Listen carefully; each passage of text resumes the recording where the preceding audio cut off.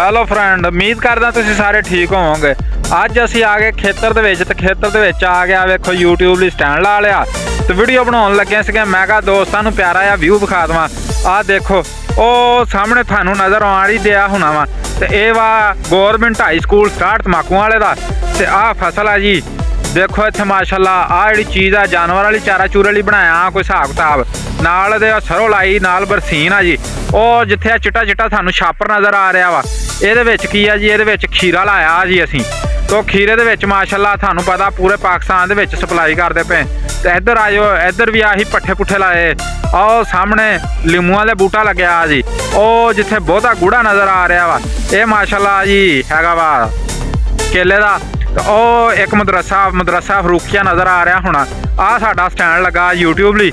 ਇਸ ਤੋਂ ਪਹਿਲੇ ਵੀਡੀਓ ਨੂੰ ਲਾਈਕ ਕਰੋ, ਚੈਨਲ ਨੂੰ ਸਬਸਕ੍ਰਾਈਬ ਕਰੋ, ਵੀਡੀਓ ਨੂੰ ਸ਼ੇਅਰ ਕਰੋ ਤੇ ਇਨਸ਼ਾਅੱਲਾ ਇੱਦਾਂ ਦੇ ਦੇਸੀ ਵਲੌਗ ਤੁਹਾਡੇ ਸਾਹਮਣੇ ਲਿਆਉਂਗਾ।